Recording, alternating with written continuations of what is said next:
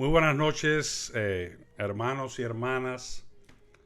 Un día especial es hoy. Hoy voy a estar hablando del tema que le prometí, el primer y segundo mandamiento. Vamos a estar hablando sobre la fidelidad a Dios, quién es Dios.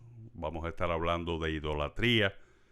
Vamos a estar hablando de sincretismo religioso, lo que significa y cómo es aplicado en la fe católica para los mexicanos y en la fe católica para los cubanos y brasileños. Va a ser interesante. Vamos a estar hablando de todo aquello que es idolatría. No necesariamente vamos a estar hablando de ídolos hechos por las manos de los hombres, sino también vamos a estar hablando de lo que Pablo mencionó en Colosenses 3 del 5, y voy a leer el texto aquí. Dice: por tanto, considerad los miembros de vuestro cuerpo terrenal como muertos a la fornicación, la impureza, las pasiones, los malos deseos y la avaricia, que es idolatría. Bueno, si tú pensabas que idolatría era solamente adorar ídolos o hechos a mano, te equivocas. Idolatría es todo aquello que toma el lugar de Dios. Dios debe ser el primer lugar en nuestras vidas. Por tanto, si todo lo que las prácticas que nosotros teníamos ocupaban el primer lugar y no la de Dios, por ejemplo, la fornicación, la impureza, las pasiones o malos deseos, lo que dice Pablo, a eso se refiere él con idolatría. Todo aquello que nosotros practicábamos en el pasado que ocupaba el lugar de Dios.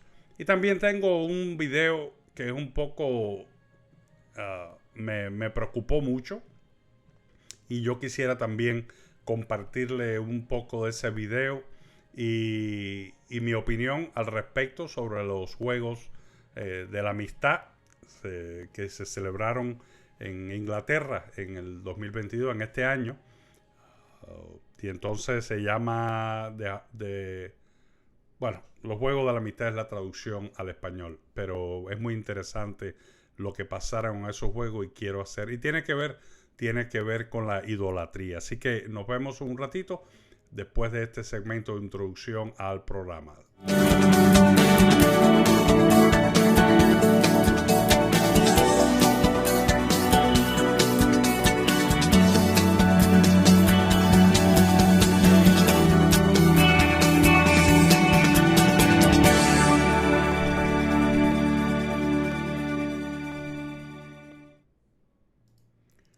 Bueno, aquí estoy de regreso y sí, hermanos, quisiera, antes de comenzar el plato fuerte, antes de comenzar en el texto que nos ocupa el día de hoy, yo quisiera compartir con ustedes este video. Estos son los juegos, unos Juegos Olímpicos o Juegos de la Amistad que se celebraron en Inglaterra.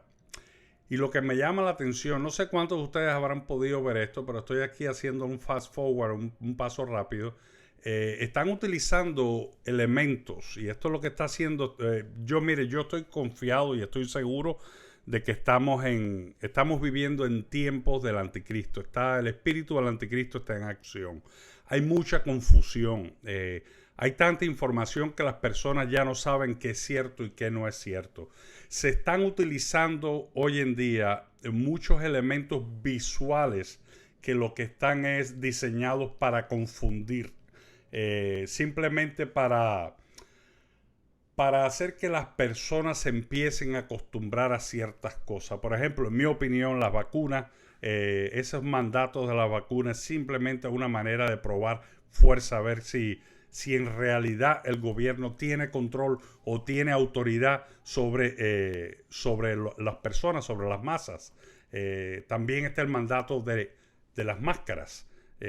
Todos esos son tipos de lo que viene del anticristo, o de la marca de la bestia. La marca de la bestia va a ser algo que va a ser impuesto de la misma manera que fue forzada la vacuna en muchas personas. De hecho, hasta mi esposa perdió el trabajo por eso. Las máscaras también fueron forzadas sobre muchas personas, etc.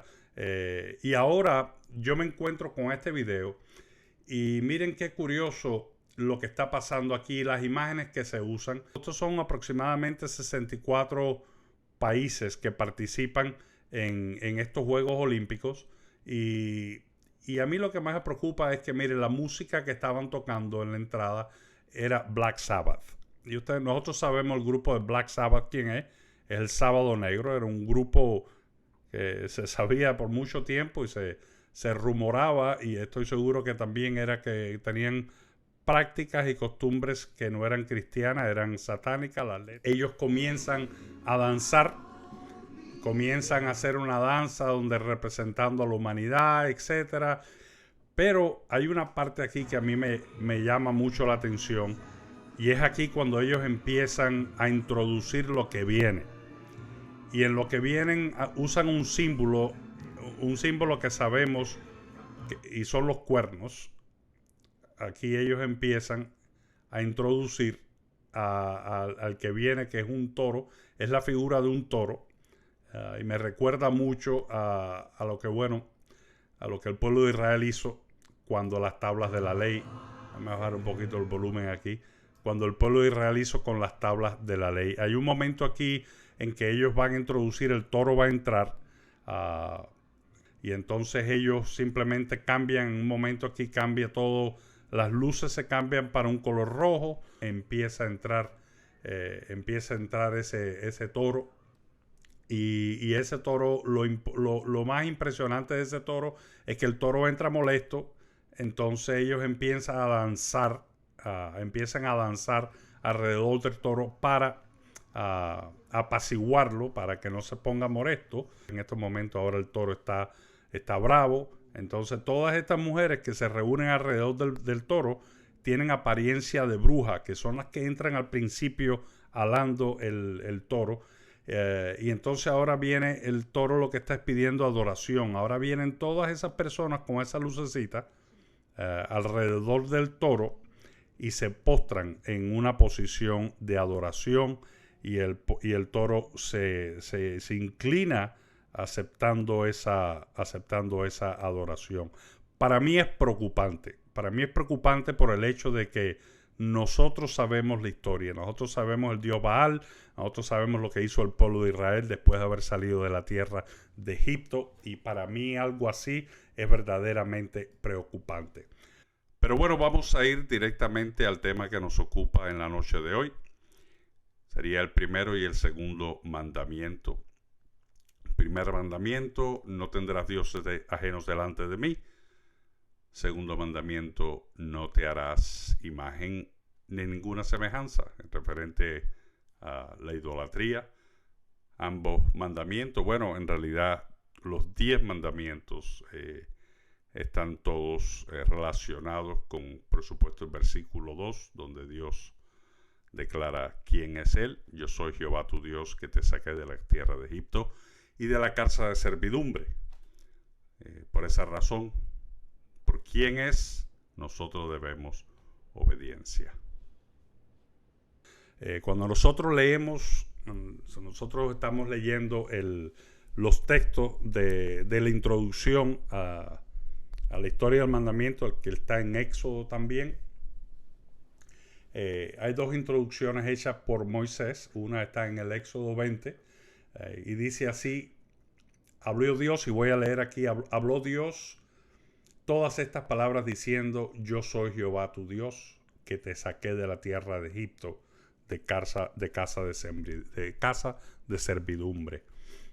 No tendrás dioses ajenos delante de mí, no te harás imagen ni ninguna semejanza de lo que está arriba en el cielo, ni abajo en la tierra, ni en las aguas debajo de la tierra.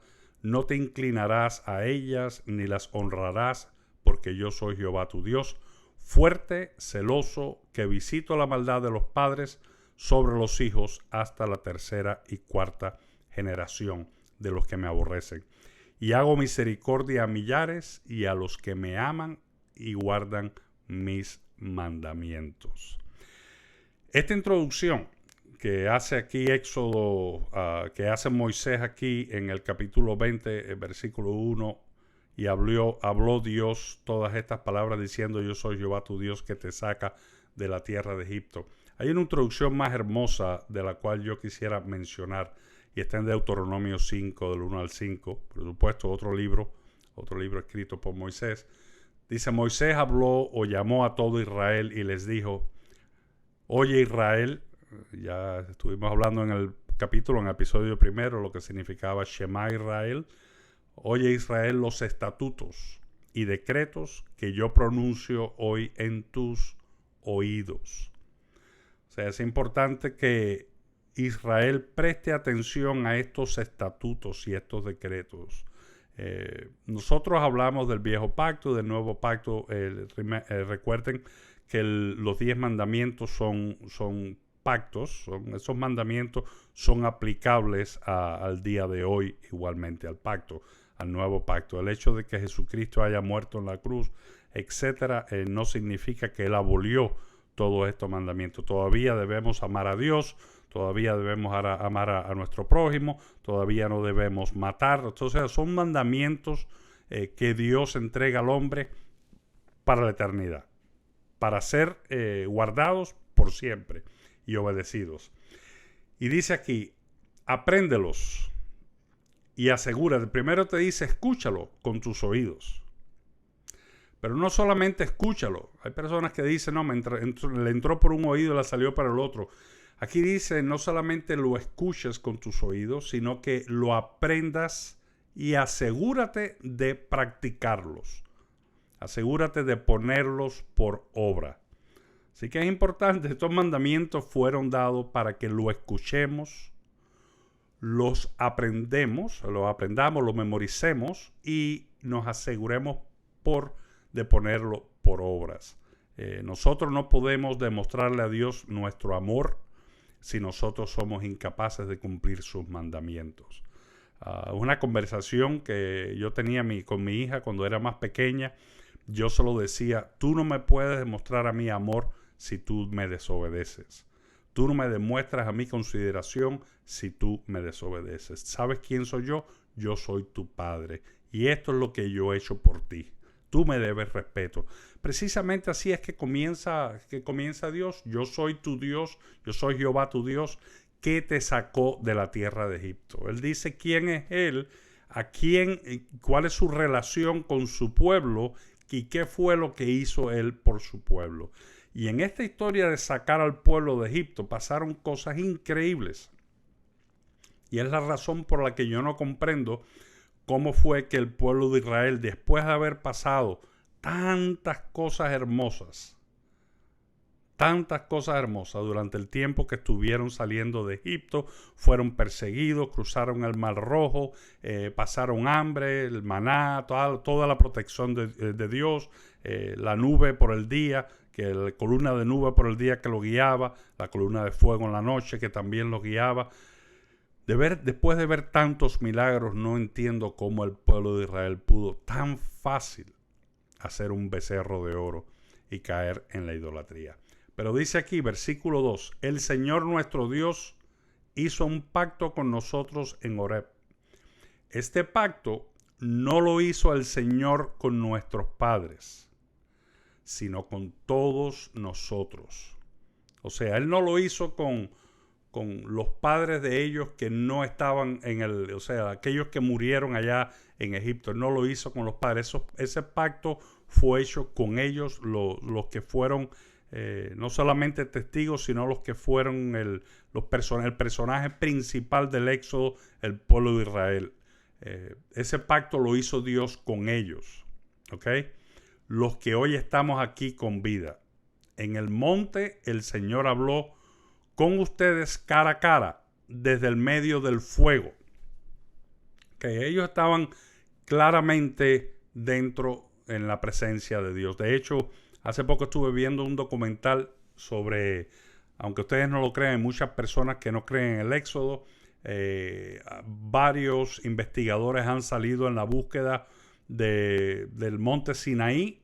Ya se sabe que el monte Sinaí no es el que normalmente, el que tradicionalmente se ha creído que es el monte Sinaí, que está al sur de la península de Sinaí, sino por el contrario, en mi opinión, creo firmemente que es uno que está en el área donde habitaba Jethro, el suegro en Midian, donde habitaban los madianitas. Y ese monte estaba ahí. Y se han encontrado artefactos, se han encontrado... Es interesante, a ver si algún día les traigo un estudio sobre eso con las imágenes de este video que está en inglés. Pero es interesante como ellos, una de las señales donde ellos declaran y dicen, una de las muestras de que este es el monte de Dios es porque la punta del monte está completamente carbonizada, quemada.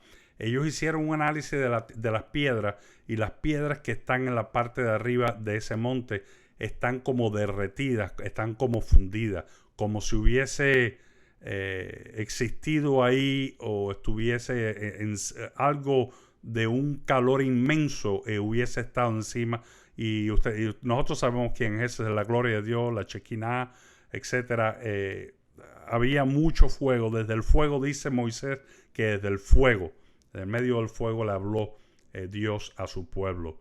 Dice, yo estaba entre el Señor y ustedes. O sea, yo era el mediador entre el Señor y ustedes para comunicarles la palabra del Señor, pues ustedes tuvieron temor del fuego y no subieron al monte. Ellos tenían temor de lo que estaba pasando ahí arriba y ellos no se atrevieron a subir, mas sin embargo se quedan abajo y escucharon los designios de Dios por medio de Moisés. La introducción de Deuteronomio, por supuesto, fue escrito un poco más de tiempo, y si ustedes ven, tienen en este texto, se hace como referencia al evento como algo que pasó en el pasado. Es como una recapitulación cuando Moisés aquí vuelve a hablar de lo que se llaman los 10 mandamientos. Esta introducción a mí me fascina definitivamente. Hermosas estas palabras. Ahora bien, idolatría. Vamos a entrar directamente en el tema de la idolatría. Idolatría se inicia en el vocablo griego idolatreia, que llegó al latín como idolatría, por supuesto, y ya pasó al español como idolatría. Se emplea para aludir a la veneración que se realizan a ídolos. Los ídolos son una representación de una divinidad que se toma como objeto de culto, que genera una gran admiración y fervor. La idolatría en esta forma es la reverencia hacia estas figuras y personas. Entonces, estamos hablando de figuras hechas por el hombre. Figuras ya bien sea de fundidas en hierro, figuras ya bien sea hechas con yeso, que sabemos que existen muchas hechas con cemento de diferentes materiales, esculpidas en madera, etcétera. Pero son figuras hechas por el hombre para adorarlas, para venerarlas, con una señal de respeto, y se arrodillan delante de ellas. Y si nosotros vamos otra vez un momentico aquí al mandamiento, dice aquí, vamos a hacer un recordatorio. El primer mandamiento: no tendrás dioses ajenos delante de mí, no te harás imagen. ¿Ok? No te harás es que no te vas a hacer ninguna imagen, ni nada que se asemeje a algo que esté encima en el cielo, debajo en la tierra, ni en las aguas debajo de la tierra. Sobre todo, de contra que te dicen, no las manufactures, o sea, no la construyas tú con tus propias manos, no te hagas ninguna imagen de nada de eso. Encima de eso te dice, además de eso, no te inclines delante de ellas, ni las honres. O sea, eso está más claro ni el agua. No te inclines ni las honres, porque yo soy Jehová tu Dios, fuerte y celoso. Y ahí te dice que visita la maldad de los padres, etc. Y hermanos, sí, les voy a hablar sinceramente. No es un tema que me gusta mucho hablar o discutir con los católicos. Y cuando digo de católicos no me refiero despectivamente. Yo soy una persona que vino de la fe católica. Yo regresé al evangelio por los católicos. Yo por mucho tiempo comulgué con católicos. Tengo muchos amigos católicos, personas que quiero extremadamente, con las cuales hablo de estos temas. Pero con mucho amor se los digo, y honestamente yo no puedo predicar la palabra para agradar al hombre, porque si yo en mi afán de agradarles a ustedes y no molestarlos a ustedes dejo de mencionar y decir lo que la Biblia en realidad menciona, yo estoy siendo hipócrita, me estoy convirtiendo en un falso profeta, etc. Yo tengo que decirles lo que es verdad. Y no es porque lo diga yo, es porque lo dice la Biblia. No te harás imagen de ninguna semejanza de nada de lo que está en el cielo. Significa los santos. Nadie que se haya muerto, que esté en la presencia de Dios, se le debe hacer imagen. Y no nos podemos inclinarnos, no podemos venerarlas, no podemos honrarlas, no podemos inclinarlos delante de ellas, no podemos pedirle absolutamente nada. O sea, la práctica de la veneración, de la idolatría en la Iglesia Católica es algo muy doloroso. Porque honestamente están incumpliendo con este primer mandamiento. Y es un mandamiento que ellos no pueden decir, no, eso es del antiguo pacto. No, los 10 mandamientos son mandamientos que están tan activos ahora como fueron activos en el 1500 a.C. cuando Moisés lo recibe de parte de Dios, lo escribe y se lo entrega al pueblo de Israel. Están muy activos, están muy... ¿cómo se dice la palabra en español? Están muy actualizados en la actualidad. Ahora bien, es importante, hermanos, mis hermanos católicos que tanto amo, es importante que ustedes lean la palabra. Pero no solamente que la leen. Fíjense lo que dice Moisés en Deuteronomio. Le dice Israel. Y yo se los digo a ustedes de la misma manera, mis hermanos en la fe, mis hermanos católicos. Y digo hermanos en la fe porque aunque muchos evangélicos y protestantes los castigan a ustedes, le gritan grosería y le dicen, los critican por su fe, por la forma de creer. En mi opinión, yo creo que ustedes están equivocados, se lo digo con mucho amor, están equivocados, están cometiendo un grave error. Pero yo no soy nadie para hacer el cambio. Yo solamente, mi función es decir, mire lo que dice la palabra. Ahora, usted es el que toma la decisión. El día que usted se levante, esté delante de la presencia de Dios en el momento del juicio y Dios le diga a usted lo que usted hizo con su vida y los pecados que usted cometió, yo honestamente no quiero que usted diga yo hice esto, no porque el hermano José me dijo esto o mi amigo, no, usted es el que es responsable, usted toma una decisión y el Espíritu Santo le va a revelar. Mi consejo a usted, póngalo en oración, ¿ok? Ore directamente al Padre, no mediante ¿cómo se llama esto? El rosario ni nada. No me repita no sé cuántos Padre Nuestro ni Ave María, y no me estoy burlando de sus prácticas porque en un tiempo las practiqué, pero en mi opinión esa oración no tiene ningún valor porque son vanas repeticiones y eso lo dice la palabra. Pero sí, sinceramente, ore directo al Padre en privacidad. Dígale: Padre, la palabra tuya dice esto, por favor revélame. Pídele al Padre que te revele la verdad. Darle la autorización a Dios que te revele. Y el Espíritu Santo, hermano, yo se lo garantizo que se lo va a revelar como lo hizo conmigo un día, como lo hizo con mi esposa y con mi hija también en una ocasión, que también eran católicas, devotas de sus santos, tenían sus altares, etcétera. Prendían velitas, iban a la iglesia y decían todas esas cosas. El Espíritu Santo es el que hace el cambio. Yo no le hago el cambio. Ningún predicador del internet le hace el cambio. Nosotros simplemente le guiamos a donde está en la Escritura para que usted lea con sus propios ojos. Y dice aquí lo que le decía, dice no solamente lo lea, sino que también se lo aprenda y que también lo ponga por obra. Y recuerde lo que dijo aquí Moisés en Deuteronomio: escúchelos, apréndalos y póngalo por obra. Es mi deseo que usted lo haga, mi hermano católico, y se lo digo con todo el amor del mundo. Yo estoy seguro que aunque muchos evangélicos odian a los católicos, Yo sé que hay un amor. Ustedes todavía creen en Jesucristo, tienen una visión o una doctrina, un dogma un poco errado, no por culpa de ustedes, simplemente porque ha sido enseñado de generación en generación por sus padres. Hay cierta presión familiar igualmente. Yo me recuerdo cuando mi esposa se convierte del catolicismo a la iglesia evangélica y es bautizada, ella tenía temor. Y digo esto porque ella me da autorización que yo diga estas cosas. Ella tenía temor de que su familia vieran las fotos de bautismo y me pidió que no las subiera al internet porque ella no quería que su abuelita o que su familia se molestaran. Hoy por hoy ya ella no tiene ese problema.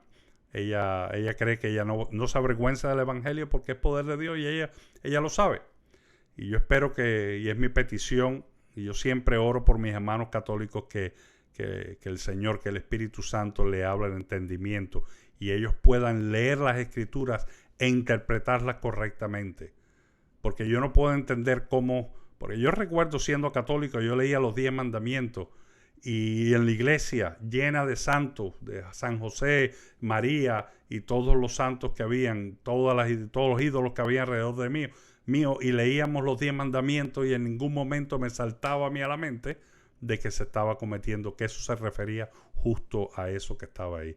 Simplemente la educación y la información que se nos daba a nosotros como católicos en la iglesia reforzaba un concepto errado y mal formado de lo que era la idolatría y el primer mandamiento. Pídale no a su pastor, no le pida al sacerdote de la iglesia, pídale a Dios que le dé la sabiduría para entenderlo y Él lo hará. Ahora bien, vamos a ir un momentico a dónde viene la práctica de la idolatría. En la antigüedad los hombres fabricaban, aquí tienen unos ejemplos hechos de roca, de diferentes mármol, granito, etcétera, alabaster. En la antigüedad, hombres fabricaban ídolos para representar a sus dioses. Ellos tenían así su sistema de creencia.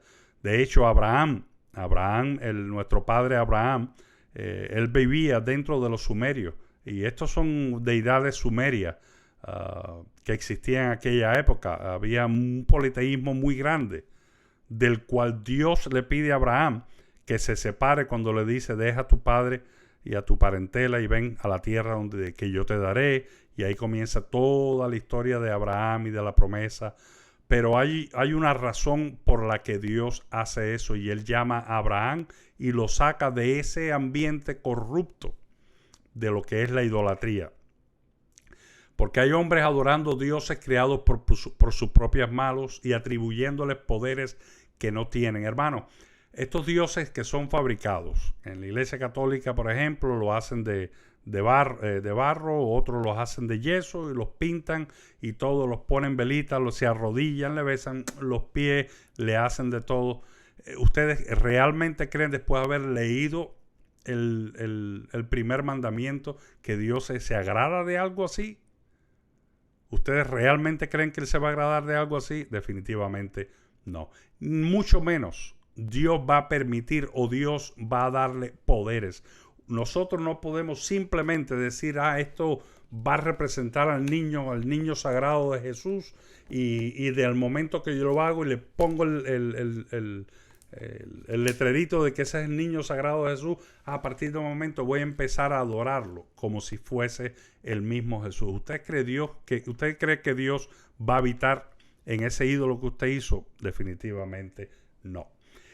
Y si ustedes dicen: ay no, pero es que mire, yo lo he hecho, yo he orado y me hizo el milagrito, lo que yo estaba pidiendo, hermanos, Satanás hace milagros para engañar. ¿Qué quiere Satanás? Que usted simplemente esté agarrado a esos ídolos. Y por supuesto, Satanás está ahí como lorito en estaca, como dicen en Colombia. Satanás está ahí como lorito en estaca, prestando atención a todo lo que sale de nuestros labios. Y nos ve arrodillados, nos ve, y póngase esa imagen, nos ve practicando desobediencia. Y eso es lo que agrada a Satanás. Si vamos a Génesis 3, ¿qué fue lo que hizo él? Él logró convencer a Eva y a Adán de pecar contra Dios, de desobedecerlo. Satanás se goza cuando nosotros estamos rompiendo con los mandamientos y nosotros estamos incluso si lo hacemos sin darnos cuenta, con una buena intención, porque yo estoy seguro, usted habla con cualquier católico, yo he tenido esa conversación, oh no, pero es que mira, es que Santa María Virgen tan buena, la madre tanto que se sacrificó, etcétera. Mire, yo no le quito las cualidades a María. Fue una mujer excepcional, por alguna razón Dios la escogió. La respeto mucho, pero no voy a hacer una imagen con María, ni le voy a pedir a María absolutamente por nada. Porque la Biblia me dice que todo lo que pide se lo pide al Padre en el nombre del Hijo, en el nombre de Jesús. No voy a pedirle a María directamente que me haga un favor. Entonces, ¿quién le está dando el poder a María? Estoy rompiendo entonces lo que es la secuencia de autoridad. La Biblia nos dice a nosotros que debemos pedirle al Padre todo lo que pidéis al Padre en mi nombre os será dado. Y eso no fue referido a María, eso no fue referido a José, por muy buenas vidas que hayan vivido, unas vidas piadosas, una vida santa. Mire, yo honestamente siempre he admirado al Papa Juan Pablo II. Pienso que fue un buen hombre, a pesar de que fue un papa, a pesar de todas las distorsiones de la Iglesia Católica. Pienso que fue un hombre piadoso, un buen hombre, muy buenas obras, buenas intenciones y un amor hacia Dios y a Jesucristo y hacia la Virgen, etcétera. Pero ya cuando empiezan a caer en idolatría y en otras prácticas que no son, ahí es donde yo trazo la línea. Y vamos a entrar ahora, ya lo canonizan y los nombran santos y que empiecen que hay tres o cuatro milagros a nombre de él y vamos a canonizarlo y hacerlo santo, y eso pasa con todo. Pasó con el doctor José Gregorio, que anda por Colombia y Venezuela. Pasa con tantos santos, incluso personas ordinarias. Hoy en día la Iglesia Católica investigando a ver los milagros que hizo para beatificarlas. Eso, en mi opinión, es una fábrica de idolatría. Es una fábrica de santos. Y eso no está bien delante de los ojos de Dios. Si algún milagro ocurre, y si usted se lo atribuye a estos santos, porque usted se lo pidió a estos santos, y mire, yo estoy seguro que algo que usted le pida a un ídolo, Dios no lo va a llevar a cabo, porque Dios no va a alcahuetear esos comportamientos. Y se lo digo así tranquilo. Usted pídale a la Virgen María lo que le quiera, lo que le dé la gana, pídale al niño Jesús, pídale a San Pedro, a San José, a San Juan, al santo que usted quiera. Si algún milagro, si alguna obra pasa o milagro ocurre por su petición a ese santo, yo le garantizo 100% de que Dios no lo hizo. Dios no va a alcahuetear ese comportamiento. Recuerden quién es Satanás, es el padre engañador. Él tiene cierto poder, un poder limitado. Recuerden que Satanás también, igual que nosotros, tiene un libre albedrío. Él va a llegar el momento en que va a ser sometido en los últimos tiempos, va a ser sometido, va a ser encarcelado por siempre y la maldad no va a existir. Pero ahora anda sueltecito con sus secuaces, escuchando cada oración que nosotros hacemos a incorrectas. Cuando nosotros le pedimos a Dios directamente, a nuestro Padre, y seguimos la cobertura, pido a Dios en el nombre de Jesús y pedimos ese mandamiento y seguimos esa orden, nosotros tenemos cobertura y protección de Dios. Satanás no puede hacer la obra que nosotros, el milagro que nosotros le pedimos a Dios. Porque si Satanás hace el milagro, él mete el dedo en algo que nosotros le pedimos a Dios, ¿quién va a coger crédito? Dios. Satanás no quiere eso. A él lo que le interesa es tenernos engañados y nos tiene de rodillas delante de ídolos. O bueno, a mí no me tiene, pero tiene a los católicos de rodillas delante de ídolos y falsos dioses pidiéndole favores, y él anda loco con sus secuaces cumpliéndole esos milagritos para mantenerlos enrollados. ¿Por qué? Porque ¿qué tipo de relación va a haber entre un adorador y el ídolo que idolatra o que adora, si ese ídolo no le va a dar ningún favor y no le va a dar ningún beneficio? por supuesto que Satanás anda trabajando horas extras para asegurarse que todas las peticiones que se le hagan a los ídolos sean cumplidas, porque él sabe que Dios no va a clamar, que el favor lo hizo Dios, porque él no va a cahuetearlo, pero él sabe que la persona piensa que fue el santo y lo va a tener, y mientras más milagros le conceda o le haga a través de esa acción de idolatría, que es una acción de desobediencia a Dios, más se va a gozar Satanás, el diablo, y más enredado va a tener a las personas. De tal manera, hermanos, que eso se practica de generación en generación. Eso se habla, se transfiere a los hijos. Ay, mira, yo me recuerdo. Ay, mi hijo, tú eres un milagro de Dios. Un milagro de la Virgen María. Yo se lo pedí a la Virgen que te sanara la vida y mira, te salvó. Y yo te dedico a la Virgen María. Por Dios. Hay personas dedicando la vida de sus hijos. No a Dios, no a Jesucristo, no al Espíritu Santo, a santos, a ídolos que ellos fabrican con sus propias manos. Ellos crean sus propios dioses, les dan los atributos a sus propios dioses, le dicen a sus propios dioses lo que tienen que hacer. Ellos no solamente se fabrican el Dios, sino que le dan el poder al Dios y se creen toda la historia, y Satanás está moviendo los cordeles en la parte de atrás, haciéndole creer la historia para tenerlos en obediencia. Miren aquí una cosa muy importante. Estamos hablando ahora de los dioses sumerios. Estos son los dioses, el politeísmo al cual estaba Abraham sometido. Abraham vivía en una época, la época durante el éxodo de Israel, y antes, muchos años antes del éxodo de Israel, ya los sumerios existían. Los sumerios habían desarrollado escrituras, habían desarrollado los 60 minutos en una hora, incluso la cerveza ya había sido elaborada por los sumerios. Ellos tenían las tabletas sumerias donde ellos escribían, ellos tenían leyes. Estamos hablando de unas leyes que tenía el rey Hammurabi. Igualmente ellos tenían su serie de leyes, que por cierto algunas son muy parecidas a los 613 mandamientos que escribió Moisés más adelante.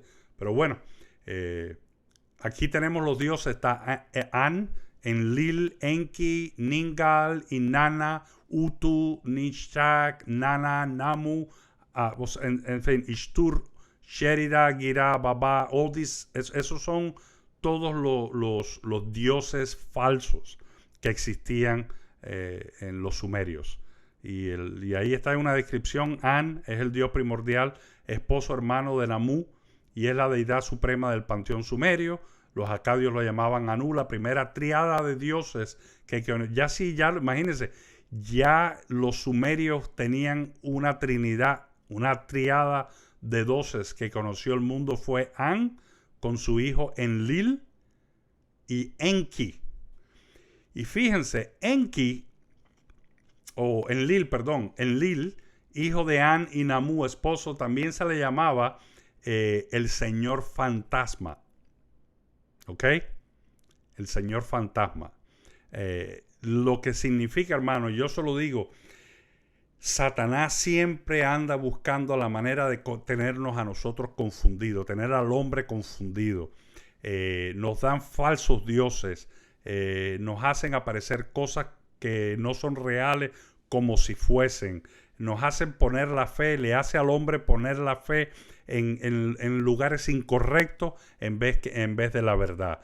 Yo, en mi opinión, la Biblia es un libro, y estaba hablando esto este fin de semana en una fiesta que hubo en casa de mi hermana. Estaba yo compartiendo con 2 colombianos, por cierto, que han sido muy interesados, están muy interesados en este tema de la antigüedad. Y yo hablaba con ellos y les decía, mire, yo creo la Biblia es un libro inspirado, pero es también un libro histórico. Y la razón por la que es un libro histórico, porque bueno, tiene un timeline, tiene una línea de tiempo establecida por la genealogía. Son hechos históricos que ocurrieron en un tiempo específico. Y por supuesto la Biblia habla solamente en lo que es referente al pueblo de Israel. La historia, la Biblia cuenta la historia que pertenece al pueblo de Israel. Algunas veces dice algunas de las cositas que pasaban. Por ejemplo, mencionan a los gigantes y la gente se pregunta, ¿y de dónde salieron los gigantes? ¿Y con quién se casaron los hijos de Adán? Que salieron, o sea, la descendencia de Adán, ¿con quién se casó? Si con sus propias hermanas, si no existía más nadie en la tierra. Pues sí, hermano, existían, honestamente, existían la civilización sumeria. La civilización sumeria fue establecida, y esta es mi opinión por los libros que he leído al respecto. Nosotros sabemos que el Satanás, los ángeles caídos vinieron a la tierra. Incluso la Biblia habla de cómo es que los ángeles caídos se mezclaban con las mujeres. Y el por qué se trataban de... ¿Por qué? Yo me preguntaba, bueno, ¿y por qué ellos se mezclaban? ¿Y cuál era? ¿Por qué Dios le dijo bien claro, le tuvo bien claro a los israelitas cuando le dieron los mandamientos que no se casaran con otras civilizaciones, que se casaran entre ellos? Era para mantener su ADN puro, intacto. Hay un libro que no sé si ustedes lo han podido ver, pero se llama, ahí lo tengo, es de los Nefilim, que habla la historia de cómo fue, y se basa mucho en el libro de Enoch, que es un libro que no está en el canon bíblico, pero hay muchos otros libros históricos, hermanos, que existen. Si a usted le interesa esas cosas, hay libros que se pueden comprar. Hay mucho conocimiento y se ha probado arqueológicamente la existencia de los sumerios. En mi opinión, Satanás en el huerto del Edén no era simplemente que precisamente eso, era el ángel caído, Lucifer, que se apodera de la serpiente y empieza a tratar de corromper lo que Dios había creado. La creación de Dios ocurre en el Edén, que era un sitio contenido, donde solamente habitaba Dios, el Espíritu de Dios, o sea, la Trinidad estaba ahí, estaban los ángeles protegidos por ángeles y estaba la creación, el hombre. Era un ambiente protegido. Ahora, la razón por la que Dios permite, porque ahora no va a decir ahora que Satanás se coló en el huerto del Edén, eso es otro estudio. ¿Por qué Dios permite que Satanás entre al huerto y tiente el libre albedrío que Dios le había entregado a Adán y Eva? Y eso es otro tema. Pero cuando Dios está creando, Dios crea al hombre y a la mujer. Adán y Eva, había otro grupo, los ángeles caídos estaban haciendo sus experimentos. Eso no está en la Biblia. Es mi opinión basada en los libros que yo he leído. Y honestamente, en busca de la respuesta, no sé si ustedes han visto los programas que han salido ahora, que se llaman los dioses de la Ancient Aliens, los dioses alienígenas del pasado, etcétera. Todos estos programas están viniendo a confundir la mente de muchos cristianos, donde empieza a pensar, en meter en la cabeza. Yo he encontrado cristianos que dicen, bueno, Jesucristo entonces era un extraterrestre, Dios entonces era un extraterrestre. Esa confusión que traen, y yo estoy seguro y estoy confirmado en esto de que habían dos creaciones, habían dos eventos históricos sucediendo. Dios estaba estableciendo un linaje puro, una creación auténtica. Dios había creado al hombre, Adán y Eva, y estaba Satanás, los ángeles caídos que ya estaban en la tierra haciendo sus inventos con ADN y la tecnología, etcétera. Los sumerios, en mi opinión, después que yo leí, yo estaba fascinado con la escritura sumeria, ¿cómo se llama esto? La escritura cuneiforme. De hecho, le regalé a unos hermanos hace poco una tableta que yo había escrito con unas letras, y últimamente terminé llamándole diciendo, por favor, destruyan eso, y yo dejé de andar en eso porque llegué a la conclusión de que es muy probable de que la escritura cuneiforme haya sido la escritura que, por supuesto, que usaron los sumerios, fue una escritura introducida por los ángeles caídos.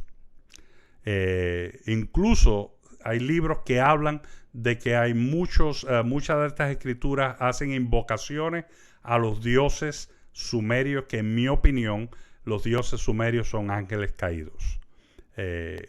Usted puede buscar los libros si quiere, pero para mí yo no me pueden venir ninguno de estos documentales a tratar de moverme de la fe, porque yo estoy seguro y convencido que la historia que se narra en la Biblia es auténtica, que todo lo que dice la Biblia es real y de que Dios crea al hombre. Es cierto que Moisés escribió los primeros 5 de la Biblia, es cierto igualmente, y no me va ahora de que existía los sumerios, otras civilizaciones en el mundo no establecidas por Dios, pero establecida por los ángeles caídos, por otra completa civilización, con otra historia, con otras leyes, con una agenda completamente diferente. Y la agenda que tenía, honestamente, y la agenda que siempre ha tenido Satanás es esta. Miren esto, cuando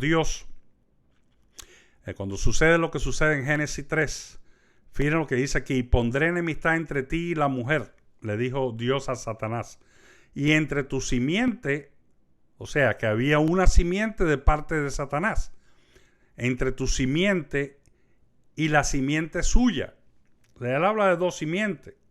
Él está hablando de 2 tipos de ADN completamente diferentes. Había una simiente por parte de Satanás y había una simiente. O sea, había una creación por parte de Satanás y había una creación por parte de Dios. La simiente de Eva era hechura de parte de Dios.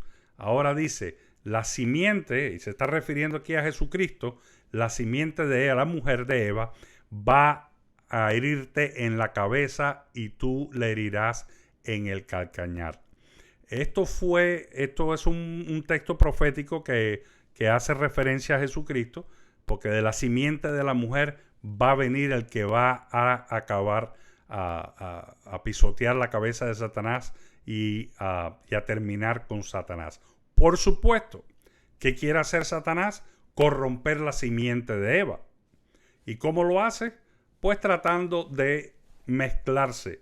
Por eso es que vemos nosotros cuando salen los descendientes de Adán, que empiezan a mezclarse con los hijos de Dios, se mezclan con los hijos de los hombres, las hijas de los hombres, etcétera, y empiezan a tener descendencia. De ahí para allá es que la simiente de la mujer empieza a corromperse y a mezclarse con otras culturas, con una simiente incorrecta, pero Dios tenía la vista puesta en Abraham. ¿Y cómo sabemos esto? Bueno, Lucas 3:23 habla, fíjense que esto es una tabla de descendencia, por eso digo que es un libro histórico, y está trazando la simiente incorruptible desde Adán hasta Jesucristo. Y Abraham, cuando Dios le dice a Abraham, sal y deja tu tierra, salte de esa gente, porque Abraham estaba viviendo en Ur de los Caldeos. Ur era una de las ciudades sumerias. Él le dice, sal de esa gente y ven a la tierra que yo te daré. O sea, sepárate de esa gente, y lo hizo. Abraham y no solamente Abraham, Jetro, hay muchas personas en el Antiguo Testamento, Job, que se mencionan que no eran politeístas, eran adoradores del Dios vivo. Melquisedec es un personaje un poco también curioso, porque no se sabe nada de quién es descendiente de Melquisedec, quién es el papá, de dónde vino Melquisedec, etc. Pero fíjense lo que dice aquí. Jesús mismo, al comenzar su ministerio, y estamos hablando de Lucas, que era un hombre bien entendido en la palabra, y a él le gustaba esto de la genealogía. Esto es una genealogía que traza la simiente perfecta. Y dice, Jesús mismo al comenzar su ministerio era como de 30 años, hijo según se creía de José, hijo de Elí, hijo de Matat, hijo de Leví, hijo de Melquí, hijo de Jana. Ahora tú me vas a decir, no, pero José no era el papá de, ¿cómo se llama esto? Era María. Bueno, María también es de la línea de David, ¿ok? Fíjense lo que dice aquí. Sigue ahí, Matatías, hijo de Amós, hijo de Nahum, hijo de Elsi, hijo de Nagai, hijo de Mat, hijo de Matadí. Sigue toda la historia. Y en el versículo, porque así vamos a estar toda la noche con estos miles de años en el versículo donde ¿dónde está Abraham? Ok, versículo 34, dice: hijo de Jacob, hijo de Isaac, hijo de Abraham, hijo de Taré, hijo de Nacor, hijo de Serug, hijo de Ragau, hijo de Pelec, hijo de Ber, hijo de Sala, hijo de Cainán, hijo de Arfaxad, Sem, Noé, Lamec, Matusalén, Enoch, Jared, Melaleel, hijo de Cainán, hijo de Enos, Set y Adán, hijo de Dios. Esa es la razón por la que Dios le pide al pueblo de Israel que no se contaminara. Incluso uno de los 613 mandamientos: no se casen con nadie fuera de los israelitas. Los judíos, por eso es que los judíos hoy en día luchan tanto porque sus hijos no se casen con personas que no son judías, porque ellos son fieles a ese mandamiento. Ahora, a través de Jesucristo ya no importa quiénes nosotros seamos. Ahora no vamos a ser salvos nosotros porque pertenecemos a esa línea. Nosotros vamos a alcanzar salvación a través de ¿qué? De la fe. Aceptando a Jesucristo, vamos. Y ese es lo hermoso del plan de la salvación de Dios. Que Dios no solamente bendice al pueblo de Israel y procura salvar al pueblo de Israel durante tantos años, sino que con su Hijo Jesucristo Él extiende la bendición de la salvación a todas las naciones. Y eso es hermoso. Ahora ya ustedes se dan cuenta por qué Satanás quería corromper la simiente de Eva. Eso está en la Biblia y muchas personas no le prestan atención. Ahora, miren lo que es el sincretismo religioso. Y vamos a hablar ahora del peligro de mezclarnos o de mezclar nuestras culturas, nuestra raza, de mezclar nuestras creencias con otras creencias. El sincretismo religioso no es nada más y nada menos que la asimilación. Y se ve muy, muy notable en la Iglesia Católica, porque la Iglesia Católica, dentro de lo que es la religión del cristianismo, la Iglesia Católica es la que más se ha contaminado. El sincretismo religioso no es más que contaminación. Y dice aquí, miren, y eso es un artículo que encontré yo en el internet: muchos mexicanos tienen la creencia que debajo de cada iglesia católica hay ruinas de un templo prehispánico dedicado a alguna de las deidades antiguas. ¿Esto es cierto? Te sorprenderá saber que en la mayoría de los casos sí lo es, especialmente cuando se trata de iglesias muy antiguas.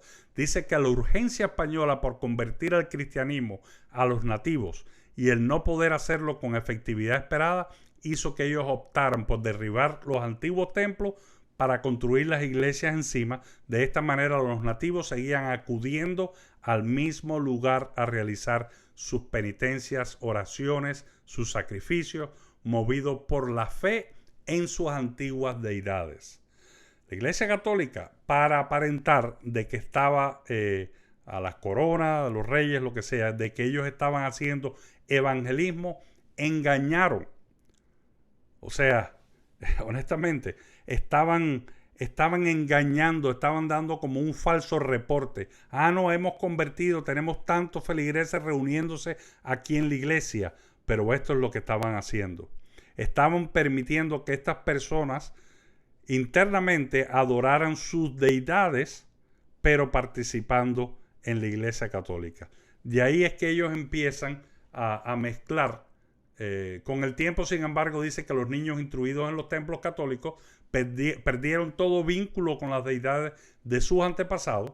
O sea, ese evangelismo no fue real.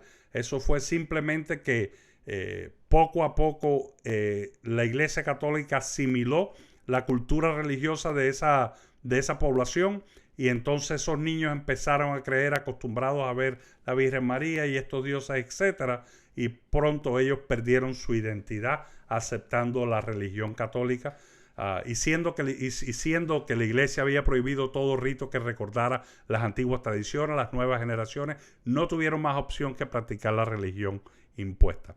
Y a continuación aquí, mira, dice 5 deidades, pero en realidad yo busqué solamente 2 porque vamos a estar aquí 5 horas si lo hacemos. Y ya estoy terminando. Por ejemplo, aquí tenemos, no sé cómo pronunciarlo, esto es en el lenguaje azteca, esto es Quetzalcóatl, algo así. Es el equivalente a Jesucristo, incluso tiene una cruz y todo. Aunque fue un hombre, lo tenían por Dios y decían que barría el camino de los dioses del agua, y esto adivinaban, porque entonces este hombre, el que Quetzalcóatl era el equivalente a Jesucristo. El Tlaloc era el niño pan, su nombre significaba niño del pueblo, del español niño, esa palabra, perdona, yo no la sé pronunciar, no sé azteca, Nahuatl, el pan, lugar. Es una de las tantas figuras del niño Jesús que se venera en México, aunque esta es particular en Xochimilco. Se trata de una talla de madera de 1573 y es de una de las imágenes del culto católico más antiguo de América.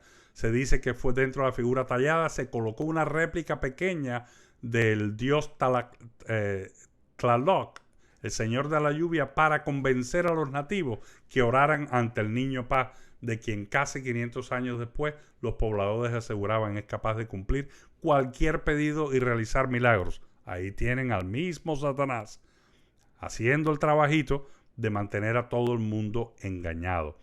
Hermano, esto es cierto. Sincretismo religioso en la religión cubana, afrocubana, también está. Tenemos los orishas, que cada orisha está representado. Ahora, la religión afrocubana es diferente. Aquí ya no pasó lo que pasó con los mexicanos. Los africanos, ellos venían de África con sus culturas. La religión yoruba, de la tribu de Yoruba en África, ellos vivían en Nigeria. Dice que a finales del siglo XVIII y XIX ellos pelearon una guerra. De esa guerra fueron esclavizados y fueron llevados a Cuba y a Brasil. Ellos trabajaban en las plantaciones de azúcar y le decían, después fueron llamados de la religión Lucumí debido a su saludo, o Locumí, que significa mi amigo. O sea, ellos se saludaban, mi amigo, decían Locumí, y entonces se quedó Lucumí como el nombre de la religión de ellos. Ahora, en sus esfuerzos por esconder su religión africana y sus prácticas mágicas, los Lucumis o los Yoruba identificaron sus deidades africanas, orishas, con los santos del catolicismo. Ellos fueron inteligentes. Ellos lo que hicieron fue decir, ok, si nos van a pegar, nos van a entrar latigazos porque no estamos adorando a ese santo, bueno, simplemente vamos a reemplazar. Cada vez que yo adoro a ese santo, en realidad quien estoy adorando es mi orisha. ¿Ok? De ahí es que tienen ustedes a Changó, Santa Bárbara, Yemayá, Nuestra Señora de Regla, Oyá, Nuestra Señora de la Candelaria, Ochun, la Señora de la Caridad, Ochosi, el San Norberto, Asayín, San José, Orula, San Francisco. De ahí para allá tienen toda la historia de los orishas. Eso es lo que se llama sincretismo religioso. Y ese es, hermano, el gran error que la iglesia cristiana corre cuando se contamina. Y ya, ahora sí les prometo que estoy terminando, ya pasamos una hora ya. Aquí es una imagen de, por supuesto, hombres creando sus propios dioses con sus propias manos, atribuyéndoles poderes que no tienen. Esto es una imagen que es triste. Hermanos, mis hermanos católicos, es triste. Yo no le pido que hagan el cambio porque yo se lo pido. Yo le pido que ustedes piensen en sus prácticas idólatras.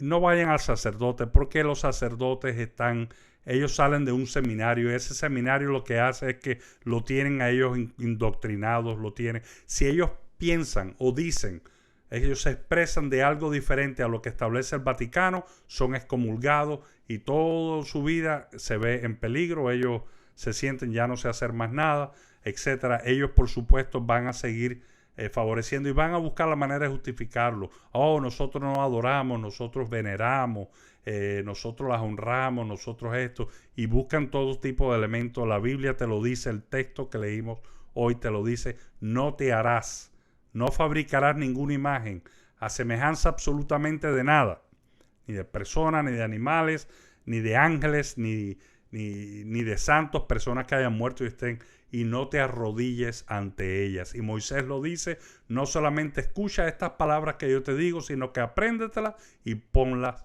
por obras.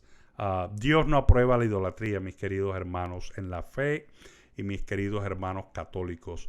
Dios no la aprueba. Esto de andar con un santo hecho por tu propia mano y rendirle este culto, este es el equivalente al pueblo de Israel haberse hecho, y aquí tengo la foto, haberse hecho un becerro y haber caminado con él. Dígame si esta imagen del pueblo de Israel danzando, adorando y cargando un becerro con ellos no es el equivalente a esto, a esta práctica. Es algo preocupante y honestamente tienen consecuencias. Si nosotros, perdonen que siga yendo para atrás y para adelante, si nosotros vamos al texto que nosotros leímos al principio, miren aquí la segunda parte del a partir del versículo 5. No te vas a inclinar ante ella ni la honrarás. Yo soy Jehová, Dios fuerte y celoso, que visita la maldad de los padres sobre los hijos hasta la tercera y cuarta generación de los que me aborrecen. Usted quizás diga, no, pero es que yo no aborrezco a Dios. No, pero es que yo amo a Jesucristo. No, es que yo hago mis buenas obras por Jesucristo, etcétera. Pero no importa, hermano.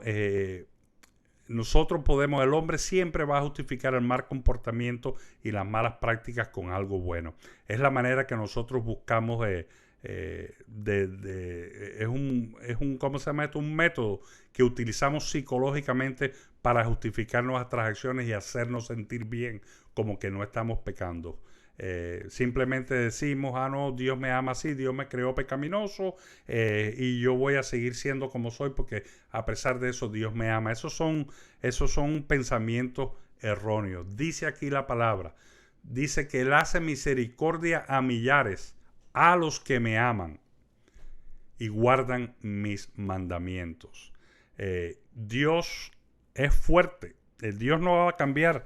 Si Dios eliminó una raza completa de a los cananeos y le dijo al pueblo de Israel, entren a la tierra de Canaán y maten a toda esa gente. Miren, no se queden ni maten a los hijos, maten a los, ¿cómo se llama esto? A los animales. Acaben con todo. Es precisamente porque los cananeos estaban podridos en la idolatría. Y Dios aborrecía eso.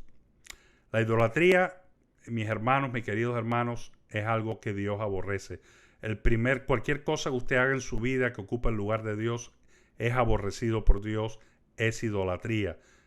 Por tanto, mis hermanos, yo les exhorto que por favor busquen refugio en la palabra de Dios, lean la Escritura, pídanle al Padre en el nombre del Hijo para que le dé discernimiento, y el Espíritu Santo, que se lo selle usted una vez que usted crea en Jesucristo. Y no voy a entrar ahora en discusión si los católicos son sellados por el Espíritu Santo o no. En realidad eso no me interesa. Y a mí me interesa ser yo. Tampoco sé que voy a ser atacado quizás por algún evangélico diciendo que yo soy defensor de los católicos. Los católicos están tan desviados en sus prácticas idólatras como los hay muchos evangélicos y protestantes que están practicando el pecado y robándole a sus congregaciones. No hay pecado tan grande ni pequeño, pecado es pecados.